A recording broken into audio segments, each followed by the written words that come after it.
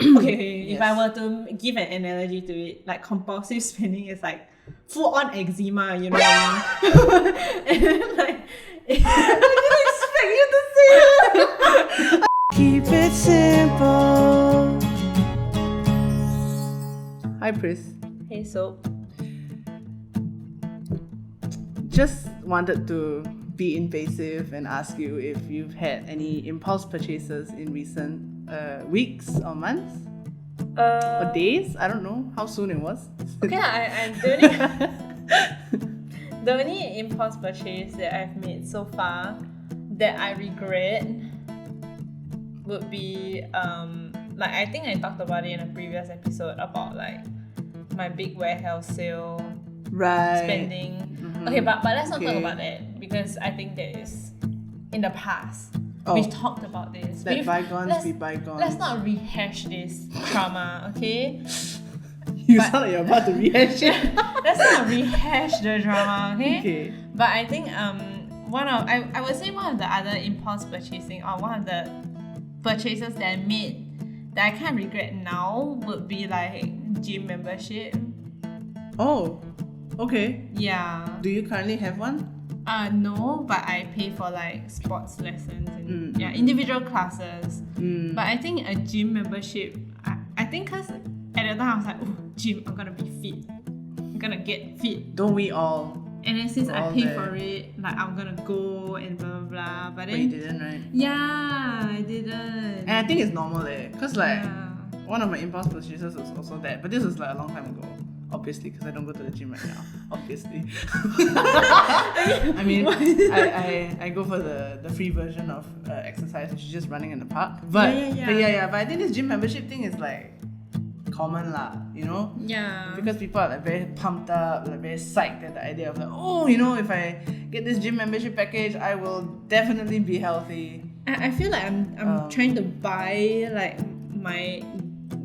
the healthy body that I want. Or like I want to pay to like achieve this goal. But then I think like, you know, after going through it all and like finding even like free ways or cheaper ways to get healthy, it's much better. And that's when I actually regretted it. Right. Yeah. Yes. So I don't know. I have also made small purchases on an impulse because they're on sale or whatever. And then once I get it, I'm like, this isn't me. Who am I? I don't wear this.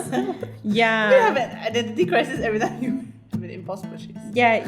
I'm like, oh, who did I think I wanted to be? Or like, who do I think I am? You know? I feel like you need to talk to a therapist about this. Oh, or something. definitely. Yeah. But instead, I have you.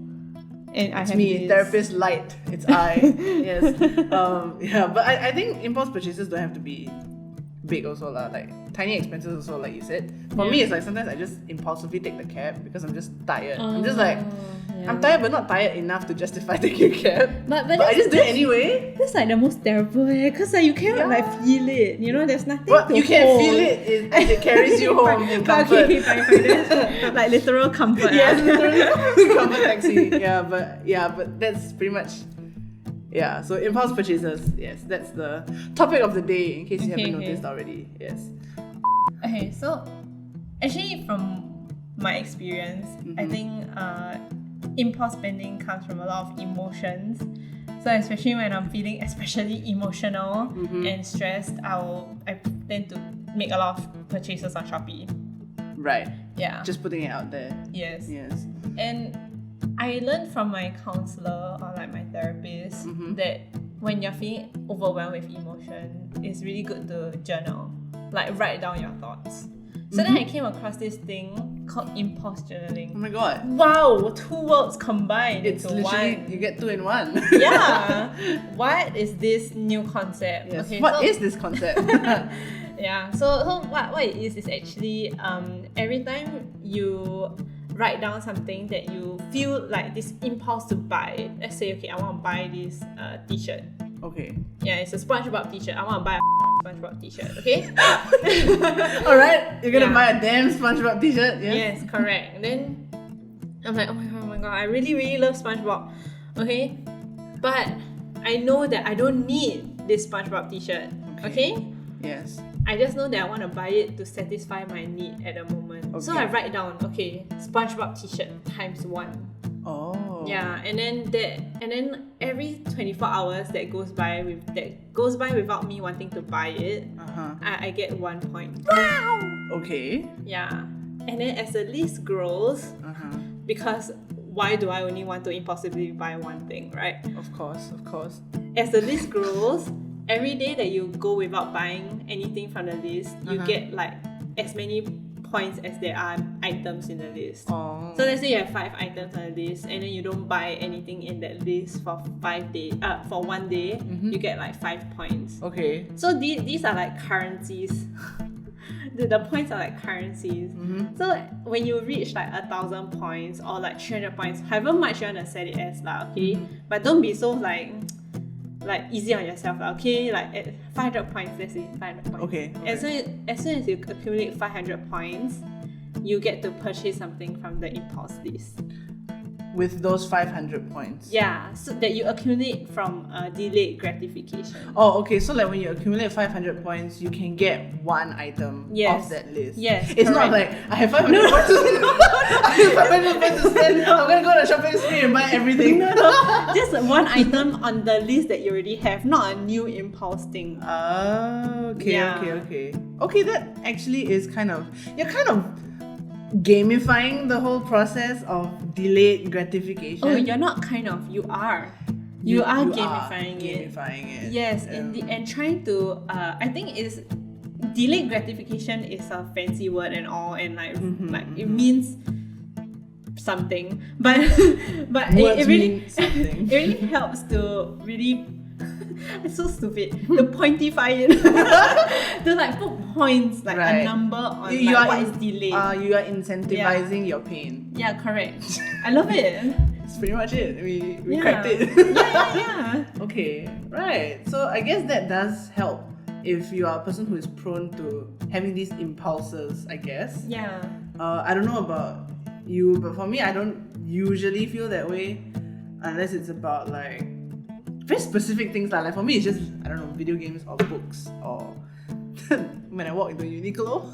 Yeah, so you can list all these items out. Okay, you might not have a lot of variety of items, but then how about what books do you want to buy? Which book should you prioritize to buy? Okay. Like what book do you really want? Which book do you actually read? Right? Okay. So after you get that 500 points, you're like, oh my god, I already like accumulated so much points, like this currency, so I need to make it worth it, you know? Oh, it's like a sunk cost feeling. Yeah. So then you're like, okay, you see your list, right? You're not gonna willy-nilly choose the first thing that you want to buy, right? SpongeBob shirt. Yeah, you're not willy-nilly like choose the SpongeBob shirt, right? Yes. Maybe that's the highest priority on my list. Maybe. Okay. You know, I don't know you. Maybe you need a SpongeBob shirt. You know. Actually, okay lah, quite handy. So it's teaching you delayed gratification or how to prioritize. Yeah. Okay, that's cool. So now that you've introduced the concept of impulse journaling to me, maybe we can go into the act of impulse spending itself. Like, let's talk about it. What actually is impulsive spending? Like what constitutes as impulse? Like I guess to differentiate impulse spending from like shopping addiction. Or compulsive. I think that would be called compulsive, right? Because you cannot control yourself. True. I think impulse is more like it's a milder form of that. It's like you feel the itch. Okay, if I were to give an analogy to it, like compulsive spending is like full on eczema. And then like I didn't expect you to say that. I thought you were gonna be like, like how people have the itch to do like, things.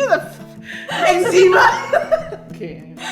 Can we go with it? Alright. Just So go with full it. on eczema. And then impulse spending is like, like the mosquito bite, then a bit itchy only. Oh, they are like, like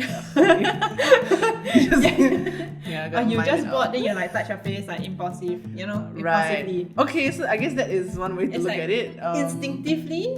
Yes. Yeah. And I think compulsive behavior is rooted in like triggers. Yes, and I guess like mental health issues sometimes as well. That's why you have OCD. That's why it's not good to just say like, oh, I'm very OCD, because you're not. You're probably not. It's not compulsive. You're very impulsive. probably maybe. But like compulsion is like you really cannot control it, right? Yeah, correct. So I guess impulsive spending, like you said, there is that chance to control it. I Yeah, okay, so to put into a clear definition, impulse spending is basically unplanned purchases that come without deliberate, thoughtful planning that results in irrational decisions. Yeah. Right. Yeah, okay. So why then do we spend impulsively? Or Well, you should tell me. Wow. I don't know why I do it, but I guess it comes with like, suddenly I'm stressed. I feel stressed, or like, I see this thing and I'm like, I could be that person laying on the beach, in that SpongeBob t-shirt. God. You are like the perfect consumer for the advertisements. Just put somebody on a beach in a SpongeBob t-shirt. She's like, I'm done. I'm done for. That's me.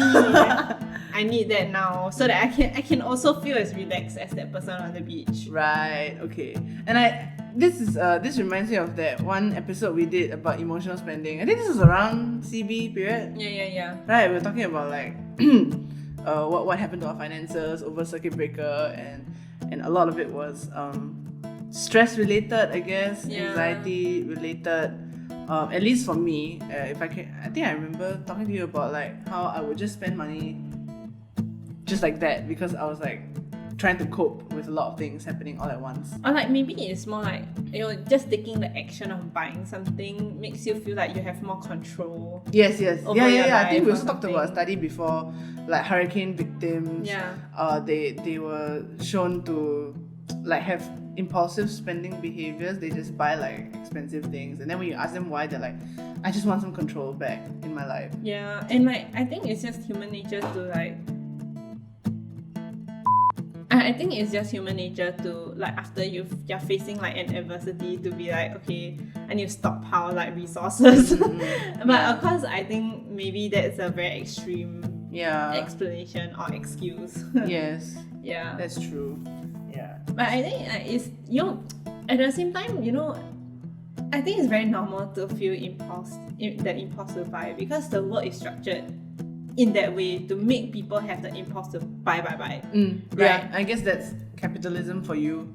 That is just how it is lah. Like, consumers in a market, there are consumers, but there are also producers of all these like commodities and things. They want you to want that, for whatever reason. Yeah. It could be based on image also, like what you said about you could be that person on a beach with a SpongeBob t-shirt. Yeah. So it has to do with a lot of, I think also maybe, I think it's largely emotional lah. Emotional self-image, self-esteem, or like responses to events in our lives. That's why we are impulsively spending from time to time. Yeah. But I feel like I haven't really, I don't know, I feel like I've gotten better since that episode. I have gotten better, then worse, then now I'm better. Cool. Nice. Yes. It's a process, guys. I'm on a journey. So Pris, remind me again where you learned about this impulse journaling concept. Because I was looking for ideas, and then I was looking at this blog called The Financial Diet. It's also a financial blog website in the US. Yeah. Right. And then I actually was following them even before I found out about TSS. Like, I mean, they have been around for a while. Yeah, I also know about The Financial Diet. It's been around for quite some time. But yeah, I mean, the author tried it, and like she's the one that kind of structured it for herself as well lah. So I'm just using her structure for impulse journaling. Right. And I think it was quite interesting because she used it so that she doesn't feel like overly restrictive. Like there's something to kind of work towards, and like she could feel happy about buying something without like buyer's remorse.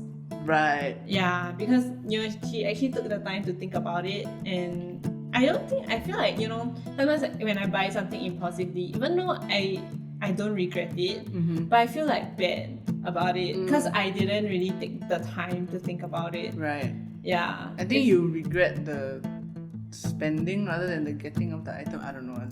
maybe not, but maybe I just feel like, oh, I should have put more thought into it first, Right. so that I can earn the right to buy it. You know what I mean? Okay. Yeah, because impulsive spending is always labeled as like bad, right? Right. But I wouldn't call it necessarily bad per se. I just would say that if you don't know how to control it, it can control you. Yes. Yeah. That's true. So I mean, by impulse journaling, she can control her impulses instead of like it controlling her. Right. Yeah. So, that makes sense. Yeah.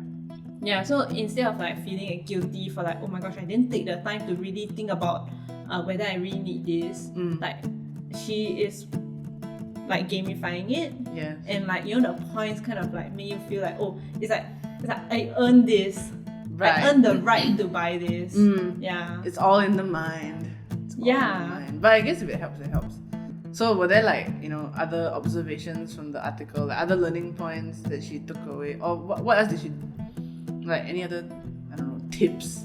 I guess like another thing that she doesn't do is to put like needs on the list or on her impulse journaling list. Right. Like she keeps it strictly to wants. Makes sense, what? I mean, yeah, if it's a need, then it's non-negotiable, right? Like, I mean, I need toilet paper. I mean, do you feel like impulsively buying toilet paper? No, right? Not me, but I do know people who. Anyway, yes. But I guess like people like maybe it's to really strictly keep it to like entertainment things, and like because like when you finally get to buy something, I mean if you choose a need like an essential thing, then it doesn't feel like a reward already, right? Yeah, it's just like if I don't have this, cannot what? My reward today is that I get to be alive. Like, I get to wipe my butt after number 2. Ooh, like the rewards, Luxuries. Yeah, I think it's a lot like it reminds me of the concept of like sinking funds. It's not the same as like delayed gratification, but it's more of like you set aside your money to like, so I have like I save emergency fund and this thing called sinking funds, and I think we talked about it in a previous video before on our YouTube channel, where basically this sinking fund is just the set amount of money where you can use it to spend on anything you want.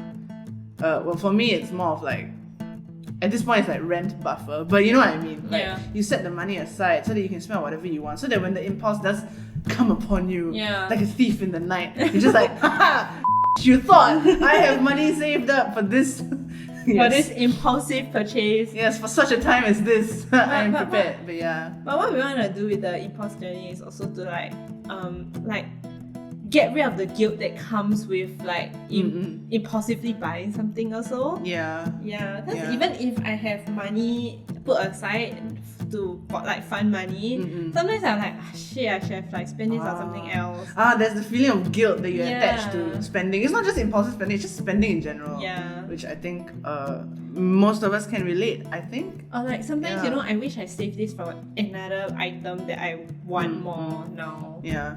So I guess when you do impulse journaling, you're really taking the impulse out of it, I guess. You're just like, slow down, man. Okay, like, don't pull the trigger We're yet. taking the impulse out of our wants. Yeah, so that we feel better about buying it. Yeah. And also I think it's a good thing because we don't buy everything all at once and go broke. Yeah. And like you prioritize the things that you actually want. Yeah. Because some things I'm like, do I really need this SpongeBob t-shirt? Do you? Well, subjective. Okay, but anyway, sometimes I'm like, I have this impulse to buy something, then 2 weeks later I totally forget about it. Yeah. You know what I mean? Yeah. So. Yeah. If we gave in to our impulses all the time, we'd be broke. We'd be out there on the streets. Right over there, right there. Yeah. It's a nice street though. Yeah. It's a nice street. Not too bad. Yeah. But anyway. But will you try it though? I think I would. If I knew that I would be prone to these impulsive moments of like, I want that, But recently only lah, I haven't really felt that way. But it could be good practice still. It doesn't. I don't have to be like constantly tormented by my impulses day in day out for me to try impulse journaling. Wink wonk. But yeah, I think I would try it out just to see if it really does help to ease things. Yeah. Would you? I mean, yeah, why not? Because I think I like the idea of like saving up points.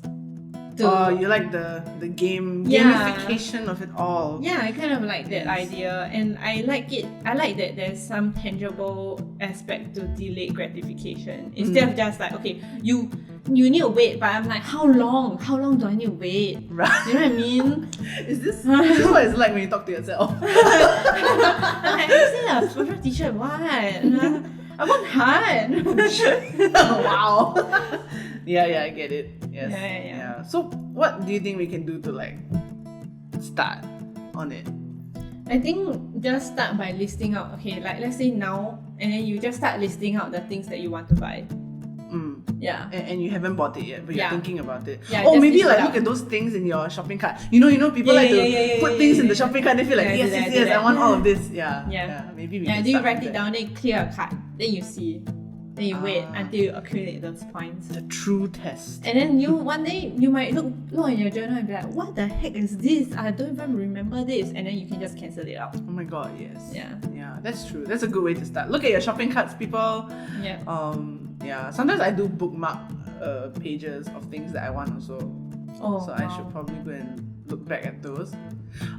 If anyone is out there listening to us and about to start your impulse journaling journey, or if you are somebody who has already done this, I would love to hear about the results of your experiment. We might possibly come back for another episode just to review how our own impulse journals are. I can get a physical journal for this, by the way. I feel like I can just do it in my notes app. Like, don't even need to. Please, buying a notebook is an impulse. No, I'm just gonna do it in my existing notebook that I already have that I impulse purchased a few weeks ago. Right, yeah. When you have lemons. Yep. Yeah, so I guess we will come back and talk about how we fared, I guess, and how many points we accumulated. Yeah, maybe we should make a competition. Who has more points left in their bank? That's mean. Oh, you scared, is it? Yeah. You scared. Yeah, scared. It's okay. Okay, but I know you're very competitive, so I think you'll do it. So we'll set it at 500. So what? That means whoever has 500 points wins, or like whoever has more. Whoever above 500. Yeah, whoever has the most like 500 sets, I guess, like sets of 500. Oh god. Because we cannot be like just depriving ourselves of like rewards, right? Okay. The whole point of this is to reward yourself after you accumulate the points. Yes. Okay. All right. We'll do that. Yeah. Okay. So watch out for that episode. We'll be back. Yep. That's a wrap on another episode of Keep It Simple. Thanks for watching, and remember to like and subscribe. And also leave a comment, especially if you like these faces. I mean, even if you don't like these faces, please comment anyway because we want to know what you think. And we're also on Spotify, Google Podcasts, and Apple Podcasts. So if you're on those platforms, remember to subscribe for new episodes. Keep it simple. Keep it simple.